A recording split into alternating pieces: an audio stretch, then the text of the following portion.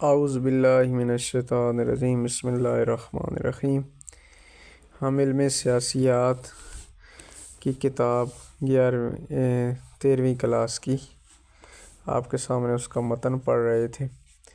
تو آج ہمارا درس نمبر 3 شروع ہوتا ہے، جس میں سوال ہے کہ علم سیاسیات کو کس مفہوم میں ایک علم یعنی سائنس قرار دیا جا سکتا ہے۔ تو اس کے متعلق اب یہ کہ علم سیاسیات آیا سائنس شمار ہوتا ہے نہیں ہوتا، یا اس علم کو اگر سائنس شمار کرتے ہیں تو اس کی دلائل کیا ہیں، اگر نہیں کر سکتے تو اس کے دلائل کیا ہیں، یہ اب ذکر کریں گے اس سوال کے متعلق۔ تو سب سے پہلے شروع کرتے ہیں کہ کیا علم سیاسیات ایک سائنس ہے۔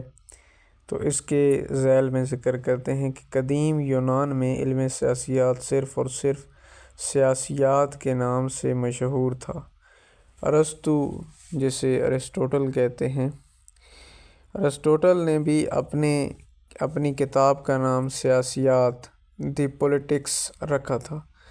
وقت گزرنے کے ساتھ ساتھ ریاست کے اتار چڑھاؤ نے ایسی شکل اختیار کر لی کہ سیاست علم سیاسیات پولیٹیکل سائنس کے موضوع میں تبدیل ہو گیا، جس سے پولیٹیکل سائنس کو سائنس قرار دینے والے اور اسے سائنس نہ ماننے والوں کے دو گروہ بن گئے، اور انہوں نے اپنے اپنے نقطۂ نظر سے علم سیاسیات کو سائنس ماننے یا نہ ماننے پر بہت سے دلائل دیے۔ اس سے پہلے کہ ہم علم سیاسیات کو سائنس قرار دینے کے حق میں یا مخالف دلائل پر روشنی ڈالیں، پہلے سائنس کی تعریف پر ضرور نظر ڈال لیں تاکہ ہمیں لفظ سائنس کی اصل روح کا ادراک ہو جائے۔ امریکن کالج ڈکشنری میں لفظ سائنس کی تعریف درجہ ذیل الفاظ میں کی گئی ہے: A science is a branch of knowledge or study dealing with a body of facts or truths systematically arranged and showing the operation of general law۔ Science ایسے اصول و ضوابط کا مجموعہ ہے جن کو غیر جانبدارانہ تحقیق، مطالعہ، مشاہدہ اور تجربے کے بعد حاصل کیا جاتا ہے۔ یہ اصول و ضوابط ٹھوس، حتمی اور اٹل نوعیت کے ہوتے ہیں۔ مزید یہ کہ پوری دنیا میں انہیں یکساں طور پر تسلیم کیا جاتا ہے۔ مثلاً فزکس کو ایک خالص سائنس مانا جاتا ہے کیونکہ اس کے اصول و ضوابط حتمی اور اٹل ہوتے ہیں۔ نیوٹن نے کشش و ثقل کا قانون لا آف گریویٹی دیا جو کہ آج تک پوری دنیا میں تسلیم کیا جاتا ہے۔ اسی طرح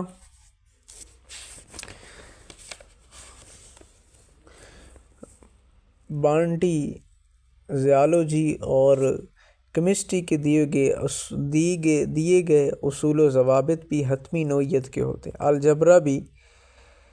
الجبرا میں بھی تمام کلیے حتمی اور اٹل نوعیت کے ہیں۔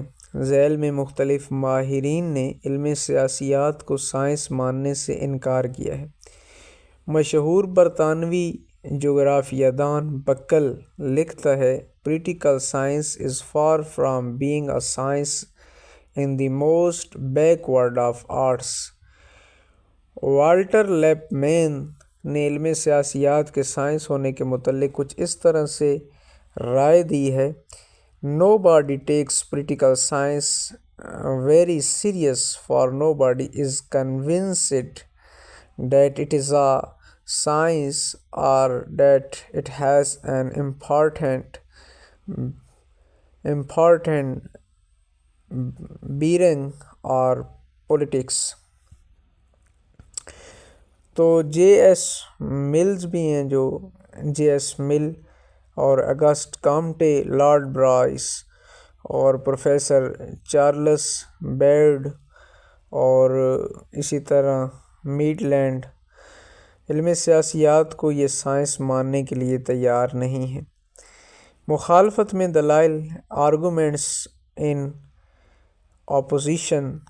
علم سیاسیات کو سائنس نہ ماننے والے حضرات درجہ ذیل دلائل دیتے ہیں۔ اب ان کے دلائل ہیں جو علم سیاسیات کو سائنس نہیں مانتے، ان میں سب سے پہلی جو دلیل ہے وہ یہ کہ تجربہ گاہ کی عدم موجودگی، یعنی علم سیاسیات کے اندر کوئی تجربہ گاہ نہیں ہوتی، جبکہ علم سائنس کے اندر ایک تجربہ گاہ ہوتی ہے جہاں پہ تجربہ ہوتا ہے۔ پھر ہم اس علم کو یعنی کیونکہ سائنس کی جو بنیاد ہے وہ دو چیزوں پر ہے، ایک مفروضہ اور دوسرا تجربہ۔ جس علم کے اندر تجربہ نہ ہو تو لہٰذا ہم اس کو سائنس نہیں کہہ سکتے۔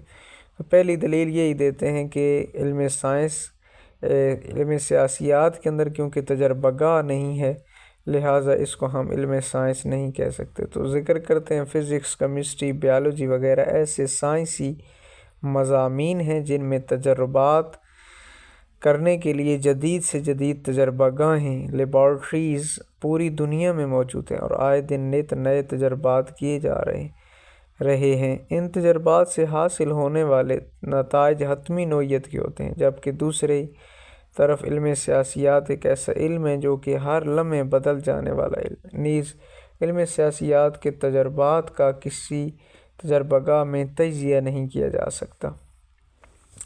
دوسری دلیل ٹھوس اور آفاقی اصولوں کی عدم موجودگی، absence of solid and universal principles۔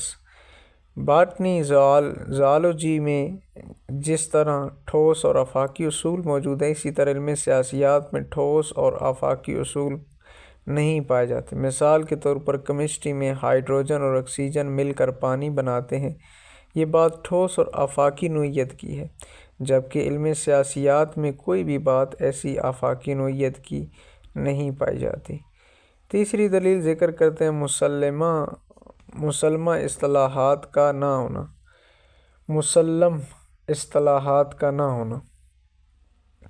absence of authenticated terminologies۔ تمام سائنسی مضامین مثلاً فزکس، کیمسٹری، الجبرا یا بیالوجی وغیرہ میں مسلمہ اصطلاحات عام طور پر پائی جاتی ہیں۔ بیالوجی میں بایوجینیس نظریہ یعنی جاندار صرف جاندار سے ہی وجود میں آ سکتے ہیں۔ ہم گیر نوعیت کا نظریہ پوری دنیا میں یکساں طور پر اس بات کو تسلیم کیا جاتا ہے، جبکہ علم سیاسیات میں ابھی تک اس بات پر اتفاق کی رائے نہیں ہو سکا کہ علم سیاسیات ایک سائنس ہے یا نہیں۔ نہ ہی کوئی سیاسی مفکر یہ کہہ سکتا ہے کہ اس نے آزادی علم سیاسیات ریاست کی جو تعریف کی ہے وہ حتمی اور آفاقی نوعیت کی، اسی وجہ سے علم سیاسیات کو سائنس نہیں کہا جا سکتا۔ چوتھی دلیل دیتے ہیں رہن سہن میں تفاوت، کنٹراڈکشن ان لیونگ کنڈیشنز۔ علم سیاسیات چونکہ ریاست اور اس کے اداروں سے بحث کرتا ہے، اس کے علاوہ ریاست میں بسنے والے افراد کے رویوں کا بھی تجزیہ کرتا ہے۔ اس لیے کسی ایک ریاست کے افراد کے احساس و جذبات اور رہن سہن کا طریقہ ضروری نہیں کسی دوسری ریاست کے افراد کی تہذیب و ثقافت کے عین مطابق، جیسے کہ مغرب اور مشرق کے لوگوں کے احساس و جذبات اور رہن سہن بالکل ایک دوسرے سے مختلف ہیں۔ اسی لیے نہ تو مغرب کی تمام ریاستوں میں ایک ہی طرز حکومت رواج پا سکتا ہے اور نہ ہی مشرق کی تمام ریاستوں میں ایک ہی طرز حکومت قائم رہ سکتا ہے، جبکہ پیور سائنس کے مطابق انسان اپنے آپ کو ہر ماحول میں درجہ حرارت کے کم یا زیادہ ہونے کے مطابق ایڈجسٹ کر لیتا ہے۔ پانی کا نقطہ پگھلاؤ میلٹنگ پوائنٹ اور نقطہ انجماد فریزنگ پوائنٹ پوری دنیا میں ایک ہی ہے، اس لیے ہم علم سیاسیات کو ایک مکمل سائنس نہیں کہہ سکتے۔ جانبدار تحقیق تو ذکر کرتے ہیں فزکس، کیمسٹری اور بیالوجی وغیرہ میں تحقیق کبھی بھی جانبدارانہ نہیں ہو سکتی، کیونکہ ان مضامین کے تجربات کے لیے اوزار، تجربہ گاہیں اور کیمیائی مواد موجود ہوتا ہے۔ جب تجربہ کیا جاتا ہے تو اس میں فرد کی اپنی پسند یا ناپسند کا کوئی عمل دخل نہیں ہوتا، جبکہ علم سیاسیات کے نظریات کو پیش کرتے وقت فرد کی اپنی سوچ اور جذبات و احساسات کا ہی سارا عمل دخل ہوتا ہے اور وہ اسی کے مطابق اپنا نظریہ پیش کرتا ہے، جس کو پہلے افراد تو تسلیم کر لیتے ہیں جبکہ دوسرے نہیں کرتے۔ بس ثابت ہوا درجہ بالا دلائل کی روشنی میں علم سیاسیات کو سائنس تصور نہیں کیا جا سکتا۔ اب دلیل دیتے ہیں علم سیاسیات کے جو حق میں ہے، اور کہتے ہیں کہ علم سیاسیات جو ہے وہ ایک مکمل سائنس ہے۔ تو اس کے متعلق جو دلائل دیتے ہیں کہ آیا یہ سائنس، اس کو ہم کہہ سکتے نہیں کہہ سکتے، تو وہ علم سیاسیات کی حمایت میں کہتے ہیں کہ علم سیاسیات ایک سائنس ہے۔ ان کے دلائل اب ذکر کر رہے ہیں۔ سب سے پہلی دلیل اصطلاحات کا موجود ہونا، پریزنس آف ٹرمینالوجیز۔ علم سیاسیات دیگر سائنسز کی طرح آفاقی اور یکساں اصطلاحات کا حامل ہے۔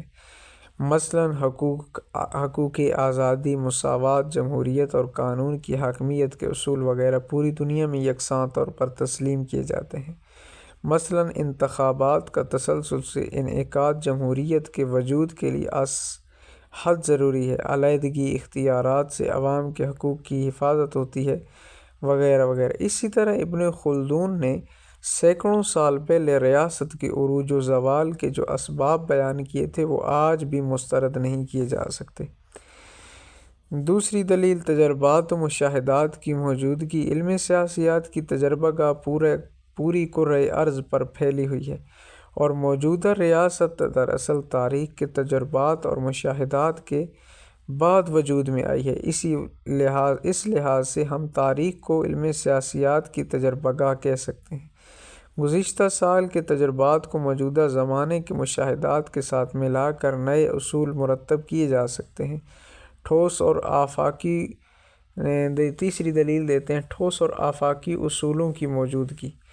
دیگر سائنسز کی طرح علم سیاسیات میں بھی ٹھوس اور آفاقی اصول ملتے ہیں۔ مثلاً کیمسٹری میں پانی کے لیے H2O کا آفاقی فارمولہ موجود استعمال کیا جا سکتا ہے۔ اسی طرح سیاسیات میں آبادی، علاقہ، حکومت اور اقتدار اعلیٰ پوری دنیا میں ریاست کے اہم عناصر تسلیم کیے جا سکتے ہیں۔